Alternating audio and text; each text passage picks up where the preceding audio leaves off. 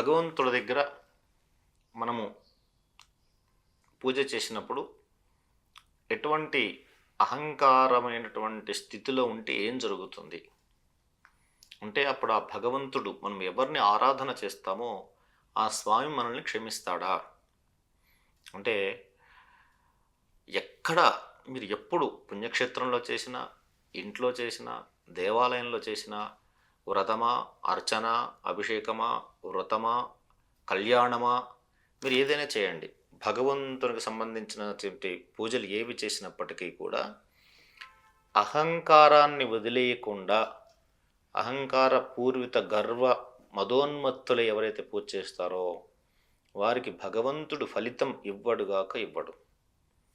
ఎందుకంటే భగవద్గీతలో కృష్ణ పరమాత్మ స్పష్టంగా చెప్పారు, అనన్యాశ్చింతయంతో ఏ జనాః పర్యుపాసతే తేషాం నిత్యాభియుక్తానాం తం యోగక్షేమం మహామ్యహం.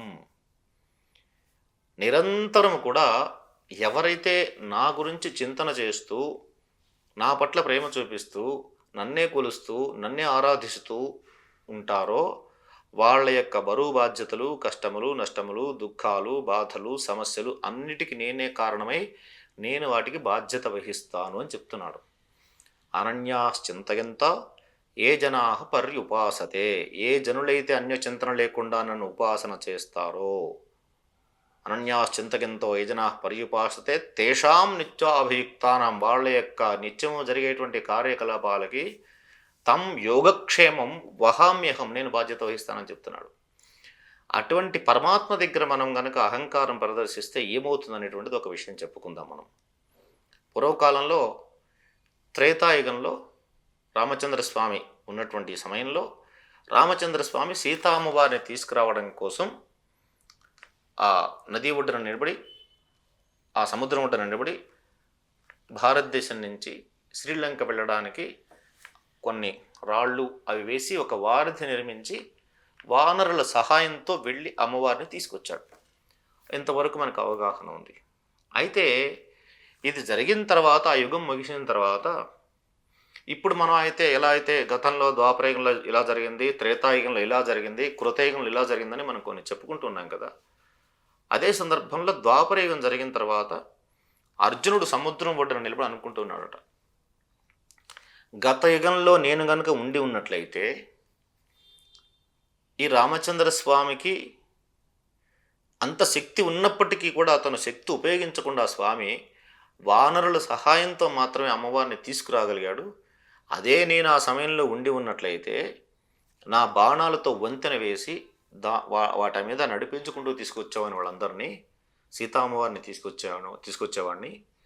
ఈ రామచంద్ర స్వామికి ఈ మాత్రం తెలియదా అని నిందిస్తున్నాడు మనుషులు.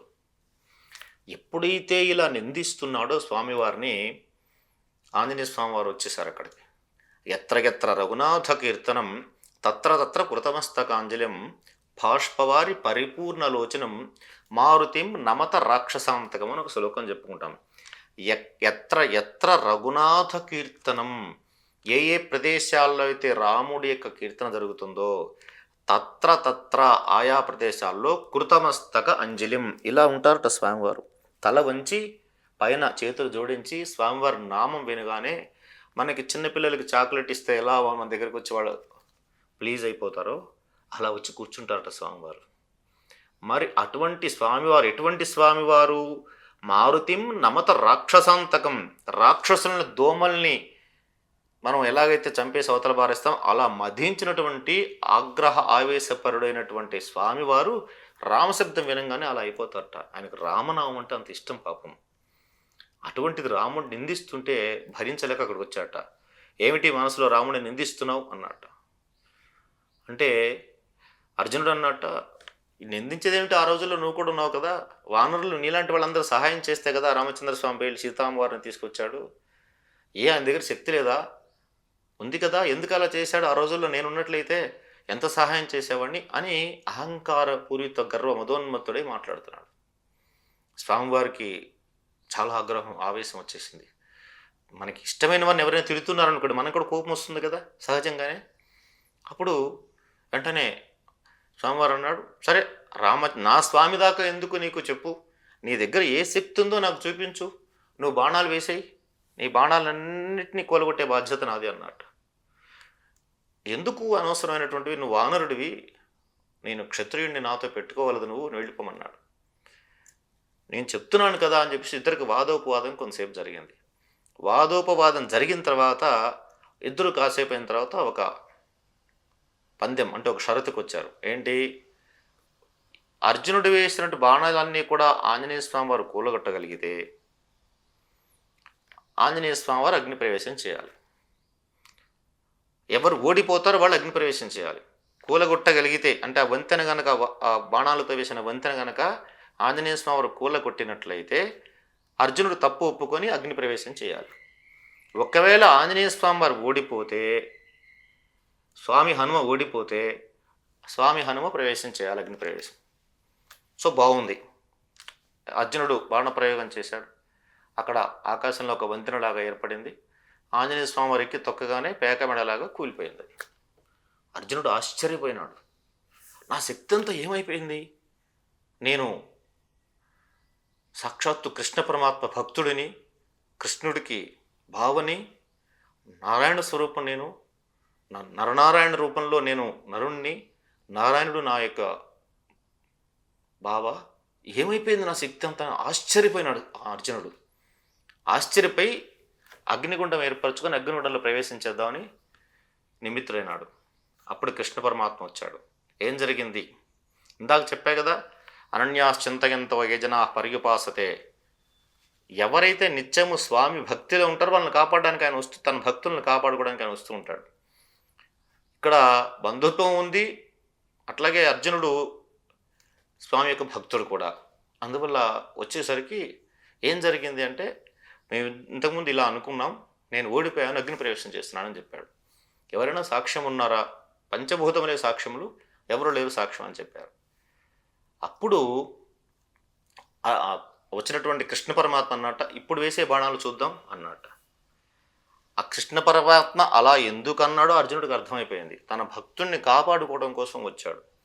అర్జునుడిలో ఉన్నటువంటి గర్వము, అహంకారం అంతా కూడా తగ్గించేసుకొని కృష్ణ పరమాత్మ పాదాలు పట్టుకొని, ఇందాక నేను అహంకారంతో ఉండి ఓడిపోయాను స్వామి, నీవు నా ఎందున్నావు, నేను ఓడిపోకూడదు అని చెప్పి స్వామివారి పాదాలకు నమస్కారం చేసి బాణాలు వేశాడు. ఈసారి బాణాలు వేసిన తర్వాత స్వామి హనుమ ఆ బాణాలు తొక్కుతుంటే అది ఎంతసేపటికి కూలడం లేదుట. ఎందుకు అని సందేహం కలిగింది స్వామివారికి. కలిగి ఇది నా బలం తగ్గిందా, అర్జునుడి బలం పెరిగిందా అనే సందేహం వచ్చింది. అప్పుడు కిందకి వంగి ఇలా చూశారు ఆంజనేయ స్వామి వారు. చూస్తే కింద రక్తం ఏరులై పారుతోంది.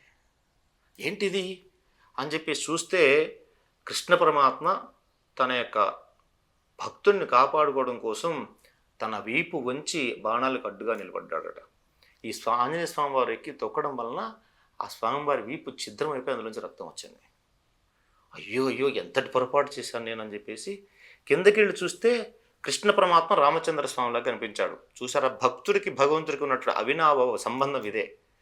అయ్యో తప్పైపోయింది స్వామి, ఇప్పటిదాకా నేను మిమ్మల్ని ఈ విధంగా ఇబ్బంది పెట్టాను స్వామి అని చెప్పేసి స్వామివారి పాదాలు పట్టుకుంటే, హనుమాన్ తప్పు లేదు, అర్జునుడికి నేను గుణపాఠం చెప్పడం కోసమే ఈ విధంగా ఇక్కడికి వచ్చాను, నువ్వు బలవంతుడు అని చెప్పడంలో ఎటువంటి సందేహం లేదు, అర్జునుడికి పరిపూర్ణంగా విషయం అర్థమైంది అని చెప్పాడు. కాబట్టి ఇక్కడ మనం అర్థం చేసుకోవాల్సింది ఏంటంటే, అర్జునుడు అహంకారంతో ఉన్నంత వరకు గెలవలేకపోయినాడు, మధోన్మతులైనంత వరకు కూడా ఓడిపోయి ఉన్నాడు. ఎప్పుడైతే స్వామివారి పాదాలు పట్టుకున్నాడో వెంటనే విజయం లభించింది. అందుకే అంటారు, ఎత్ర యోగీశ్వర కృష్ణో ఎత్ర పార్థో ధనుర్ధర తత్ర శ్రీర్విజయో భూతిధ్రువ నీతిర్మతిమని భగవద్గీతలో శ్లోకం ఉంది. ఎక్కడ యోగీశ్వరుడైన కృష్ణుడు ఉంటాడో, ఎత్ర యోగీశ్వర కృష్ణో ఎత్ర ధనుర్ధారి అయినటువంటి పార్థుడు ఉంటాడో అక్కడ తప్పనిసరిగా విజయాలు ఉంటాయి అని శాస్త్రం చెప్తుంది, భగవద్గీత స్పష్టంగా చెప్పింది. కాబట్టి ఎవరైనా సరే భగవంతుడి దగ్గర ఎంత గొప్ప ధనవంతుడైనా, ఎంత గొప్ప పదవిలో ఉన్న వ్యక్తి అయినా, స్వామివారి దగ్గర వినమ్రంగా వినయపూర్వకంగా ఎవరైతే ఉంటారో వాళ్ళకు మాత్రమే పరిపూర్ణమైనటువంటి అనుగ్రహం లభిస్తుంది, లేదంటే ఆగ్రహం వస్తుంది. కాబట్టి భగవంతుడి ఆరాధన చేసేటువంటి సమయంలో పూర్తిగా మన యొక్క మనసంతా కూడా స్వామివారి పాదాల చెంత లగ్నం చేసి ఎవరైతే చేస్తారో వాళ్ళకు అద్భుతమైన ఫలితాలు వస్తాయని చెప్పడంలో ఎటువంటి సందేహం లేదు.